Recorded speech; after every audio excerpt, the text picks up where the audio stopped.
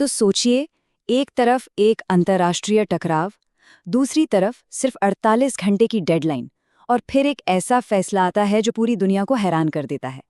आज हम इसी उलझे हुए मामले की परतें खोलेंगे, जहां एक ही सच के दो दावेदार हैं और दोनों की कहानियां एक दूसरे से बिल्कुल अलग हैं। तो कहानी की शुरुआत होती है एक अल्टीमेटम से। दुनिया की सबसे बड़ी महाशक्ति अमेरिका ने ईरान को ठीक 48 घंटे का वक्त दिया।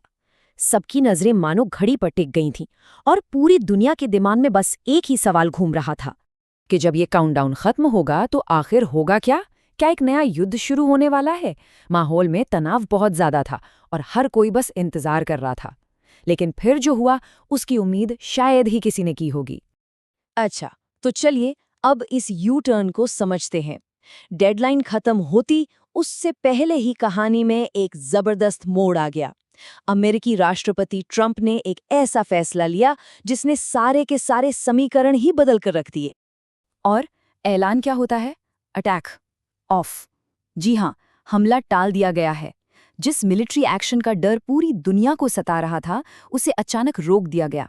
पर सवाल ये है कि ये फैसला लिया कैसे गया और क्यों? यहीं से तो कहानी असल में दिलचस्प होनी शुरू होती है।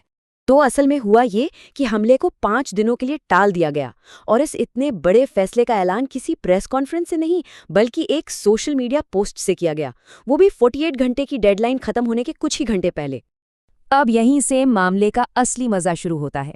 घटना एक, लेकिन उसे लेकर दावे दो, और दोनों ही एक दूसरे से बिल्कुल उल्टे। एक तरफ अमेरिका की अपनी कहानी और दूसरी तरफ ईरान का अपना जवाब। तो आखिर ये यू टर्न लिया क्यों गया? अमेरिका का कहना है कि भाई सकारात्मक बातचीत चल रही है, लेकिन ईरान इसे सिरे से खारिज कर देता है और कहता है बातचीत की बात बिल्कुल झूठ है। एक ही घटना पर दो अलग अलग हकीकतें। अमेरिका के हिसाब से ये फैसला इसलिए लिया गया क्योंकि पिछले 2 दिनों से ईरान के साथ पॉजिटिव बातचीत चल रही थी। मतलब इसे एक डिप्लोमेटिक कामयाबी की तरह दिखाया गया। पर ईरान ने इस दावे को पूरी तरह से नकार दिया। उनका कहना था कि अमेरिकी भरोसे के लायक ही नहीं है और ये फैसला किसी बातचीत की वजह से नहीं बल्कि हमारे हमलों के डर से पीछे हटना है। मतलब डिप्लोमेसी नहीं बल्कि सीधी सीधी हार। ईरान सिर्फ बातें नहीं कर रहा था, जमीन पर जो हो रहा था वो उनकी बातों को और भी ज्यादा वजन दे रहा था। यहाँ बात सिर्फ शब्दों की नहीं, एक्शन की थी। अब जरा इस नंबर पर गौर कीजिए, 76। रिपोर्ट्स के मुताबिक ईरान ने इतनी मिसाइल शिपमेंट्स लॉन्च की। मतलब ये एक सीधा सीधा मैसेज था कि उनके पास गोला बारूद की कोई कमी नहीं है और वो कयामत तक लड़ने को तैयार बैठे हैं। और बात यहीं खत्म नहीं होती। ईरान जमीन पर एक के बाद एक ऐसे कदम उठा रहा था जो सीधी चुनौती थी। उन्होंने इराक के एरबिल में घातक ड्रोन हमले किए।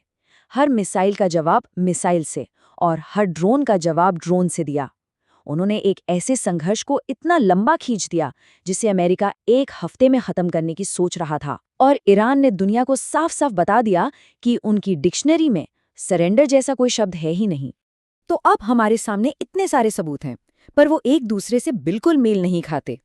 और यहीं से एक बहुत बड़ा सवाल खड़ा होता है, क्या ये सच में एक हार थी या फिर किसी बहुत बड़ी योजना का हिस्सा? तो फिर इस यू टर्न के पीछे की असली कहानी क्या है? बातों और जमीनी हकीकत के बीच ये जो इतना बड़ा फासला है, वो हमें 2 संभावनाओं की तरफ ले जाता है। पहली संभावना तो ये है कि ये एक मजबूरी में उठाया गया कदम था।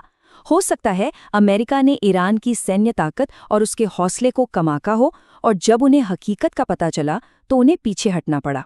और दूसरी संभावना, ये एक सोचा समझा धोखा हो सकता है।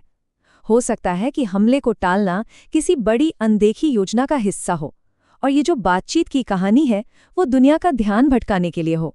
तो सबसे बड़ा सवाल अब यही है, क्या हम दुनिया की सबसे बड़ी ताकत को एक मजबूत देश के सामने मात खाते देख रहे हैं, या ये सब एक बहुत बड़े कदम से पहले की शांति है, एक स्ट्रेटेजिक पॉज? इसका जवाब जो भी हो, ये बात तो तय है कि आने वाले वक्त में ग्लोबल पॉलिटिक्स की दिशा यही तय करने वाला है।